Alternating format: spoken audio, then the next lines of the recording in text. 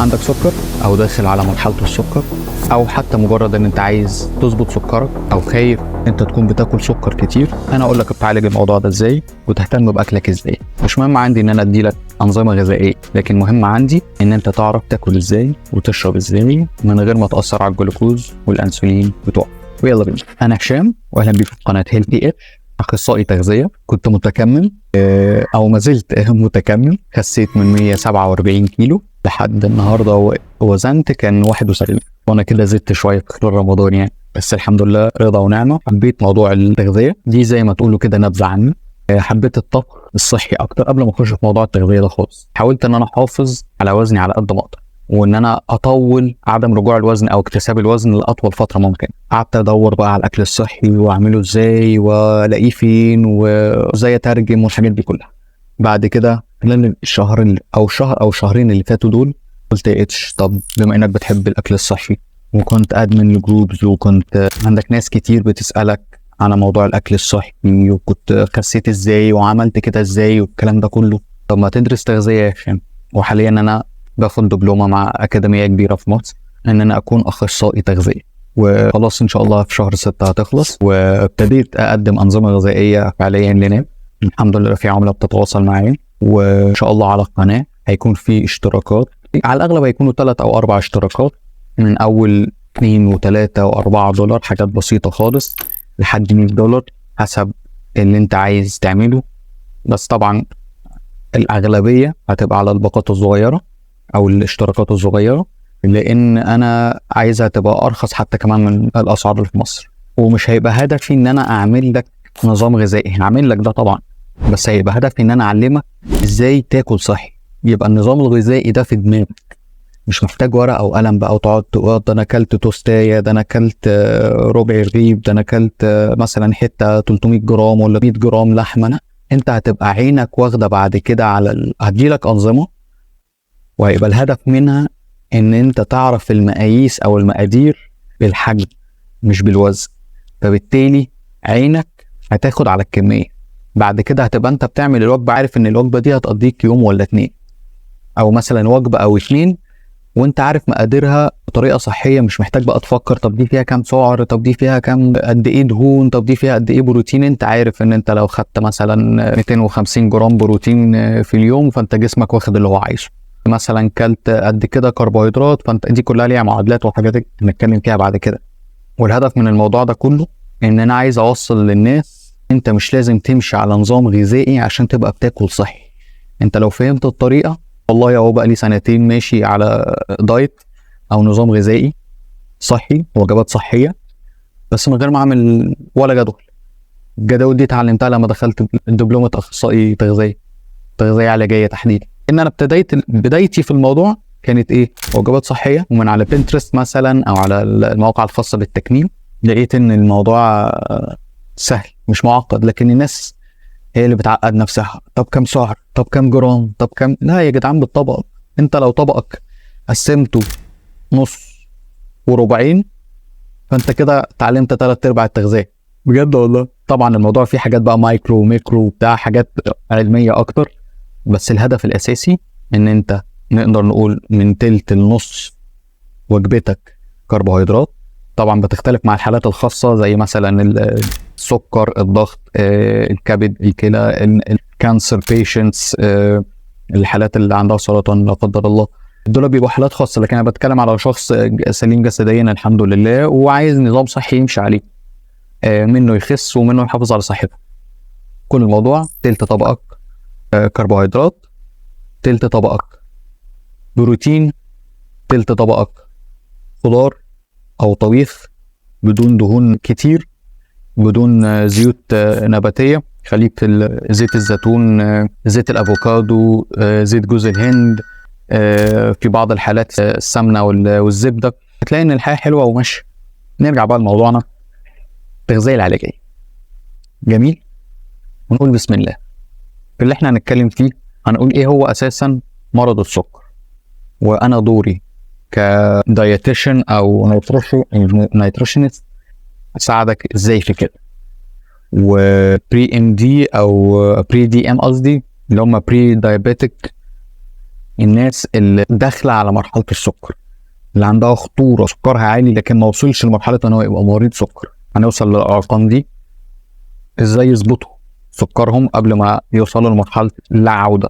ولو هو في المرحله دي لا عوده، عايز اقول لك ان هما بيقولوا ان هي لا عوده، بس لا، بتتظبط بالاكل وبتقلل من الادويه جدا جدا، وفي ناس بتبطل تاخدها. انا بتكلم على السكر التاني، سكر النوع التاني مش الاول. الاول ده بيعيش بالادويه بتاعته وخلاص كده. السكر اللي من النوع التاني اللي بيبقى عندهم مقاومه انسولين، الناس اللي بتبقى عندها بنكرياس ما بيفرش الانسولين بطريقه سليمه او بطريقه كافيه، او عندهم دهون في البنكرياس ودهون حشويه، الناس دي هم اللي بيبتدي يبقى عرضه، يبتدي سكرهم يطلع ويبقى عرضه لمرض السكر ان هو يبقى من النوع التاني. الناس دي بنلحقها، والناس اللي مصابه بيه لو هي في المراحل الاولى والموضوع ما اذاش الاعضاء بطريقه كبيره، ممكن تلحق الموضوع ده ويبقى تبقى من غير سكر ومن غير ادويه، لكن هتلتزم بنظام غذائي كويس جدا، لان وقت ما هتلخبطه هتحتاج للادويه بكل بساطه وبس. وهنتكلم عن النظام الغذائي المختص بمرضى السكر بيبقى ماشي ازاي وفيه ايه، وازاي نعدي الكربوهيدرات دي، جلايسيميا اندكس اللي هو اسمه ايه بالعربي، معدل الجلايسيمي تقريبا او حاجه زي كده، والانسولين ريزيستنس او مقاومه الانسولين. هنتكلم على شويه الحاجات دي. بالنسبه للسكر، what is diabetes؟ ايه هو مرض السكر؟ اتسمى metabolic disease in which the body inability to produce any or enough insulin causes elevated levels of glucose in the blood. يعني ايه هو السكر؟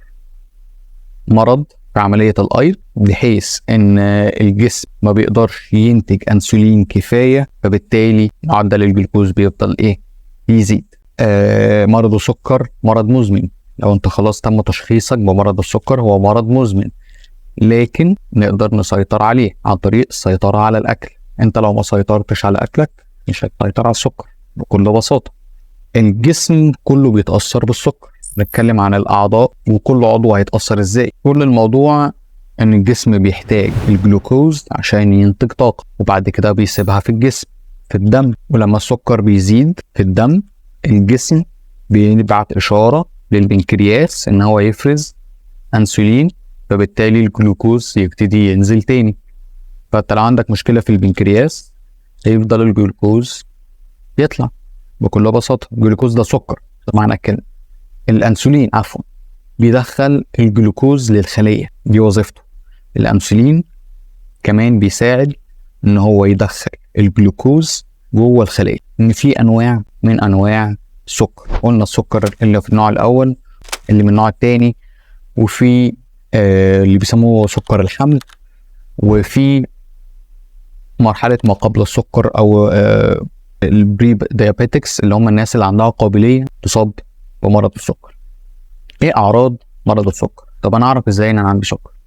نتكلم على شوية حاجات. اولهم خمول، بتهبط، مش قادر تقوم، تبقى دايخ ومش عارف تتحرك، جسمك تقيل. عشان كده الناس اللي بنلاقيها خاملة نقول لك ايه؟ افحص غدة. ايه السكر؟ ليه؟ ما انت سكرك بيطلع وينزل ومش مظبوط، طب حاجة تانية نتكلم عليها، موضوع دخول الحمام كتير. ممكن توصل لخش الحمام تتبول أطفال كتير جدا خلال اليوم، وممكن توصل لمرحلة مرة كل ساعة، حتى وانت نايم تقوم تخش الحمام، تقوم تخش الحمام، تقوم تخش الحمام. ده معناه ان السكر مش مظبوط. السبب الخسسان الفجائي، ده طبعا مرض السكر. لو عندك إصابات في إيديك ولا في رجليك لا قدر الله، ما بتلتئمش بسهولة. لو دايما جعان، حاسس ان انت عايز تاكل على طول، ده معناه ان انت جسمك بيهبط وبتبقى محتاج تديله سكر او تاكل كربوهيدرات عشان يبتدي يتظبط. الزغلله في العين بالنسبه للسيدات، الالتهابات في المناطق الخاصه، تنميل ايدين، تلاقي ايدك كلها منمله، دي اعصاب. تنميل رجلين نفس الشيء، عطشان وريقك ناشف بالنسبه للذكور، واحيانا للاناث. عند السيدات برضو مشاكل في العلاقه، الهرش تحديدا في منطقه المناطق الخاصة أو المناطق الحميمة. كذلك اكتساب الوزن، لو اكتسبت وزن بسرعة أو في فترة قصيرة برضو تقدر تقول إن دي مقاومة أنسولين وبداية سكر.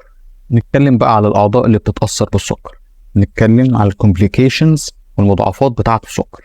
أولهم وقد تصل للبتر أحيانا إن يتم استئصال الجزء ده، الإصابات بتاعة الرجلين.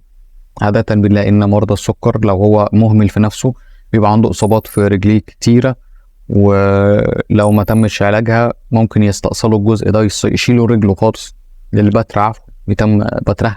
ليه؟ لأن الجروح ما بتلتئمش. لو صباعه اتخبط في حاجة، صباع رجله اتخبط أو داس على حاجة، وبالذات إن بيبقى فيه تنميل كمان في الرجلين، في ناس ما بتحسش برجلها من تحت. لو اتخبط أو داس على إزازة أو حاجة هتفضل فترة ملتهبة، هو ما يعرفش، هو مش شايفها. على الأغلب بيبقى مليان وما بيبصش على كعب رجله كتير أو حاجة. الصوابع نفس الشيء، صوابع رجليه موضوع صعب. أمراض القلب، بالنسبة للنظر، في ناس لما سكرها بتكون عندها السكر ومهملة في نفسها، مهملة في الأكل بتاعها، مهملة في الدواء بتاعها، نظرها بيتأثر. ليه؟ الأوعية الدموية اللي موجودة في العين بتتأثر بالموضوع ده. كذلك كدني فيلير اللي هو فشل الكلى أو الكلوي، عفوا. نيرف دامج اللي هو احنا قلنا التنميل، ان انت يبقى عندك اصابات في الاعصاب بتاعتك. التنميل ده ممكن يوصل ان انت ما تحسش بايدك خالص. الدم والسكر يا جماعه، والله انا اللي خلاني اعمل موضوع التكميم ده كان اولها ان انا ما كنتش لاقي ملابس على مقاسي او هدوم على مقاسي، ولما رحت افحص عشان العمليه لقيت ان انا بري دايابيتك. انا خلاص انا كنت داخل على مرحله السكر، وعادة برضو كان بيجي لي صداع، وكنت بعد كده اكتشفت ان انا صداع وتحديدا حوالين عينيا. اكتشفت بعد كده ان انا كنت داخل برضو على ضغط، فالحمد لله ان انا لحقت نفسي في موضوع التكميم.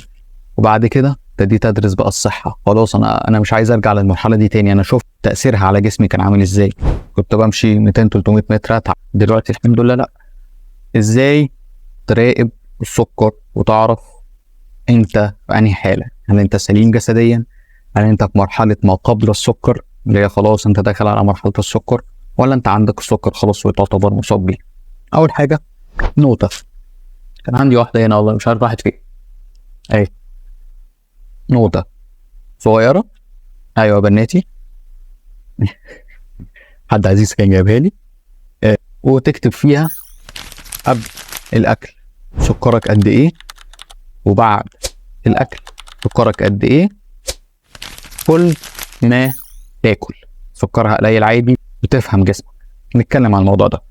السكر بيتقاس بالملي جرام، فبالتالي انت لو صايم وقست سكرك لقيته من 70 ل 100 ملي جرام، فده المعدل الطبيعي. ده لو انت صايم. لو انت واكل استنيت نص ساعة كده ولا حاجة ولا ساعة وقمت قايس لقيت انه من 70 ل 140، فده كويس، انت برضه في الرينج الطبيعي. يبقى لو انت صايم من 70 ل 100، لو انت واكل من 70 ل 140. نبتدي نتكلم الناس اللي قبل مرحلة السكر. امتى بقى احس بالخطر لو انا بقى داخل على مرحلة السكر؟ ايه الارقام بتاعته؟ من 101 ل 125. لو انت صايم لا يبقى في ايه؟ حاجة مش مظبوط. طب لو انا فاطر من 141 ل 200، ساعتها تبتدي تقل. طب ده انا عالي جدا كده، ده انا الطبيعي اخره 140. فانت من 140 ل 200 ده انت كده عالي، تبتدي ايه؟ خلي بالك من نفسك. طب انا قسته يا عم لقيته 125 مثلا وانا صايم، لقيته 125 وفوق، بقى نقول من 126 لان التاني كان اخرها 125 وانت صايم، اللي هو البري دايابيتك يعني. لو انت 126 وطالع فده انت كده ايه؟ مريض سكر. لازم تظبط اكلك عشان ده يقل، تبقى انسان طبيعي، ما تعتمدش على الادويه. ده لو انت ما تعرفش او مش معتمد عليها. ولو انت معتمد عليها مع النظام الغذائي والنظام الصحي كويس هتستجيب باذن الله، هتقل وممكن فعلا ما تحتاجهاش خالص. طب لو انا فاطر بقى وقسته لقيته 200 وفوق، يبقى انت كده ايه؟ لازم تلحق نفسك، انت كده مريض سكر. لازم تظبط نفسك عشان تبطل الادويه او تقلل الادويه. وان شاء الله كله موثق ومعروف ان في ناس كانت بتاخد ادويه كتير وقللت الادويه جدا جدا جدا، وفي ناس ده بالنظام الغذائي بس قللت الادويه جدا جدا، وفي ناس كانت بتاخد ادويه وبطلت تاخد ادويه فعليا. لو انت تعرف اي اخصائي صحي وسالته الموضوع ده هيقول لك ان فعلا ايه الموضوع ده بيحصل. نتكلم على حاجه تانية، نقول بقى الدايابيتيك نيوتريشن او النظام الغذائي الخاص بمريض السكر. ايه هدفه؟ كل الموضوع ان انت تاكل اكل صحي بكميات معقوله في اوقات معقوله، ريجولار ميل تايم، اوقات الاكل العاديه. ما تاكلش بالليل متاخر، ما تاكلش وانت لسه واكل. في ناس تحب تاكل وتحلي وبعد كده انت مريض سكر او انت حاسس ان انت داخل على سكر، لا تتظبط. تتظبط، لان فعلا انا والله هدفي، انا خايف عليكم، الموضوع بس اكل وربنا، كل حاجه تتظبط والله. ايه اساس الوجبات بتاعتك؟ تبقى خضار، فواكه كميات معقوله، او فواكه سكرها مش كتير، والحبوب الكامله. كل الموضوع احنا بنعمل لك خطه تمشي عليها عشان تظبط السكر بتاعك، لو انت بتاخد دواء او ما بتاخدش دواء وجاي ان انت تظبط نفسك بس قبل ما توصل لمرحله الادويه. ايه اللي احنا بنعمله بالنظام الغذائي، او ايه هي التغذيه العلاجيه اساسا؟ ان احنا بنوصل ونحافظ على مستويات الجلوكوز في الدم، بنوصل للمستوى الطبيعي ونحافظ عليه، اقرب حاجه ليه. في بعض الناس ما بتوصلش للطبيعي 100%، بس بنوصل لاقرب حاجه ليه. ونفس الشيء مع الليبيد اللي هي دهون الثلاثيه، الكوليسترول، الدهون الضاره، الدهون الكويسه، كل ده هنخش فيه. بريشر اللي هو ضغط الدم، مرض الضغط. ونفس الشيء لو في ناس عندها سوء تغذية أو عندها نقص في معادن في جسمها، بيبقى عندها مضاعفات، زي مثلا لو نقص الكالسيوم شديد عنده، تلاقي ضوافره بتقطع، تلاقي أسنانه بتطقطق، تلاقي ممكن يتكسر بسهولة لا قدر الله. لو عندها مثلا نقص في الحديد ونقص في معادن معينة في الجسم، تلاقي عندها أنيميا، ولازم بقى نظبط حاجات كده معينة في الدم عشان الأنيميا دي تتظبط. تبتدي تظبط له الحاجات دي بالأكل من غير أدوية، تظبط له الحاجات دي بالأكل لحد ما يوصل للمستويات الطبيعية أو أقرب حاجة ليها. فبالتالي بنأخر أو بنمنع أي مضاعفات بسبب سوء التغذية. كل الموضوع إن أنت في التغذية العلاجية هدفك إن أنت توصل أكتر حاجة مغذية بطريقة كويسة عشان تحافظ وتزود من صحة المريض اللي جاي لك أو الحالة اللي جاية لك، وتزود الجرول أو يعني نمو، لو هو طفل أو شابة مراهقة أو سيدة حامل أو سيدة مرضعة. دي هي كلها التغذية العلاجية، ده الهدف بتاعها. زي ما قلنا إيه، إن أنا كدايتيشن أو نيوتريشنست هدفي إن أنا أعلمك إزاي تقيس حصص الأكل، تبقى متعلم صحيا. عشان أنا أدي لك ورقة أقول لك امشي عليها وخلاص، أنا عايزك تتعلم طريقة الحياة الصحية، الأسلوب الصحي في الأكل. هدفي إن أنا أربي لك عادات صحية أو عادات أكل صحية. زي ما بقول، لو أنت بتاخد أنسولين، أخصائي التغذية ويقدر يعلمك إزاي تحسب كمية الكربوهيدرات في كل وجبة أو في كل سناك، وجبة صغيرة يعني، عشان تبتدي تظبط الأنسولين بتاعك حسب المعيار ده. نفس الشيء أخصائي التغذية بتاعك يقدر يساعدك إن أنت تركز على حجم أو على كمية وجبات معينة، مثلا في معادن، لو ناقصك حديدي مثلا هيقول لك سبانخ، هيقول لك بقوليات، هيقول لك بروتين، هيقول لك على حاجات معينة تظبط لك المعادن بتاعتك، يوجهك صح. كل الموضوع إن إحنا عايزين نبني عادات أكل صحية بس. دي التغذية، ده دوري كأخصائي تغذية.